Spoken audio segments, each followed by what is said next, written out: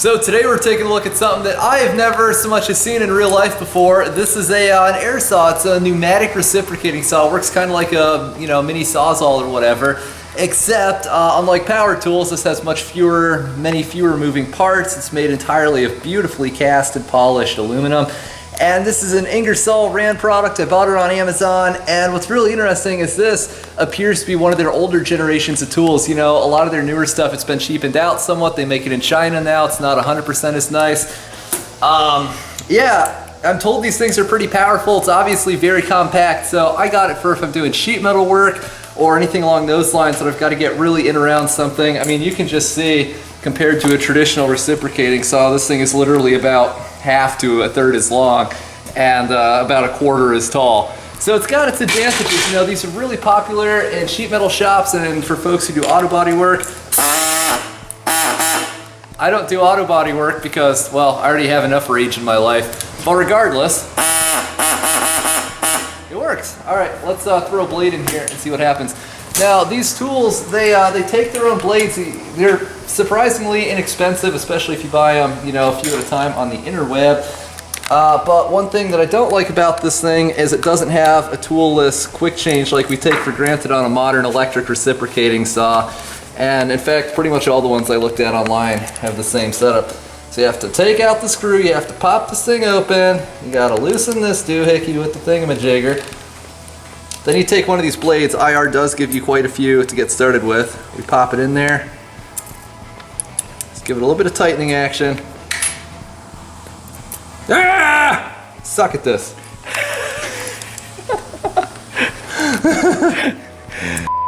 That's the secret. There's a screw to loosen on each side of the tool. So yeah, the blade change system seems like kind of a pain, but this is a specialty tool, and since it's a pneumatic tool compared to an electric one, it should last several times longer, despite costing less in the first place. So, get this tightened up, and that is why I really like pneumatic tools. This is why I've got like a lot of them, and I keep buying more. Alright, let's see what happens here. If we take care of this thing, it should be I'm gonna re-oil it again. That should be last you a lifetime sort of deal. But I oil these things constantly, especially when I first buy them, because there's no like protective slurry in there built up. It works. It's actually quite smooth. We're blowing the excess oil out here. It's quite smooth, it's quite easy to hold on to. It's ergonomic, it hardly weighs anything. Let's see how it cuts. We got some 1/8 inch aluminum here.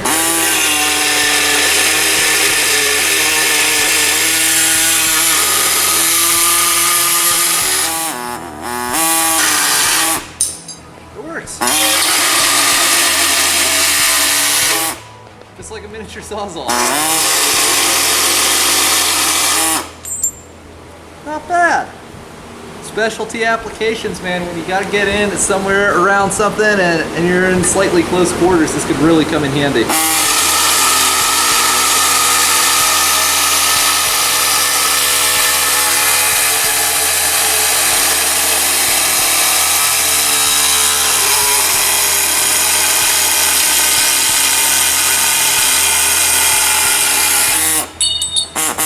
Prize winning aluminum here.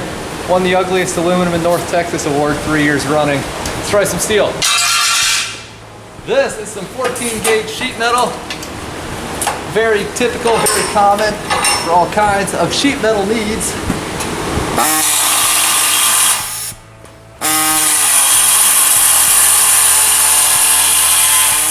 I think that aluminum gummed up the blade a little bit. It seems to be flying through this.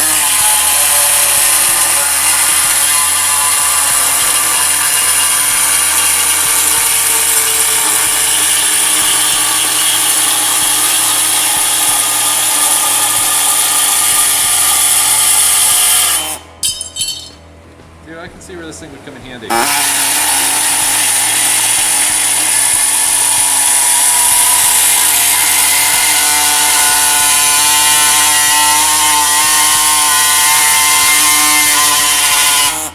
That's rounded edges, not bad. So what if you're taking apart a car, or you're ripping one, you gotta rip through some hoses?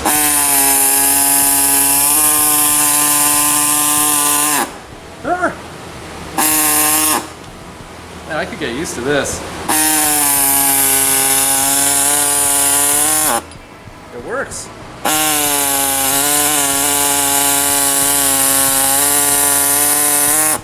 Man, this is the exact kind of thing I had in mind when I bought this. All the stuff you never have in mind. What about if you got to rip up a wiring harness, going full Amish with your tractor, like I did, and then ran it out of oil because it didn't have an oil pressure thing. Never mind. Yeah, that was a fail. Don't do that. Egg's house pipe.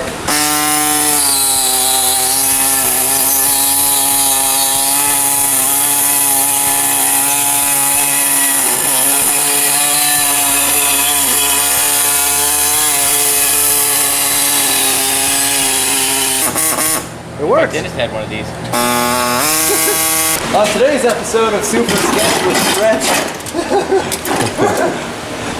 I'm sawing a hole in my building with a tool I've only used once, because that's what sane people do. 27 for 27! Put Rutter!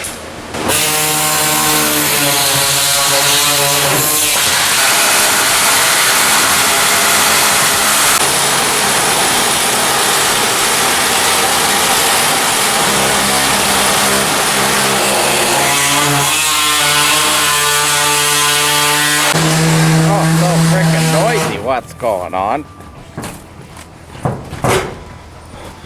Who's that?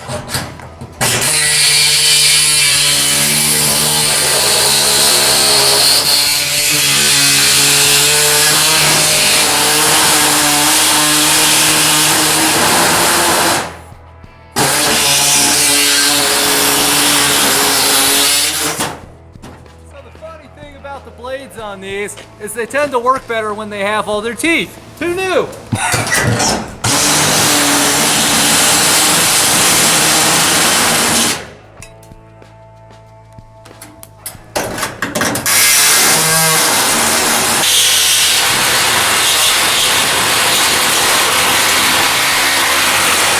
New discovery, blades go in like this or like this. For maximum versatility. Oh, I wonder if I've been using it upside downwards the whole time. They think it not be like this, but it do.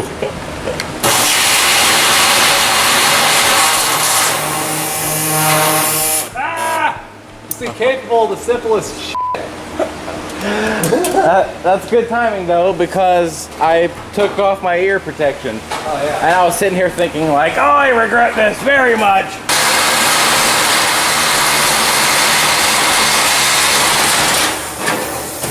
Good save. I'm just gonna let that fall. Yeah, really. Here, I got it. Careful. Always careful in. Noise! So as you can see, the hole is installed. It's ready to receive its new fan, and hopefully we can use that to get a nice cross breeze coming through from that main door all the way back out here. It should move some air around. So I'm looking forward to that. So, about the saw. Saw performs flawlessly out of the box. A few observations. One, the included blades do really suck. They don't last for all that long. However, the saw itself, it seems quite nice. It's smooth, it's easy to operate. It weighs like next to nothing, so it's really easy to use one-handed if you have to reach for stuff. It is small, it is for cutting small things. This isn't something that I'd want to use against, you know, a whole bunch of quarter-inch plate or whatever.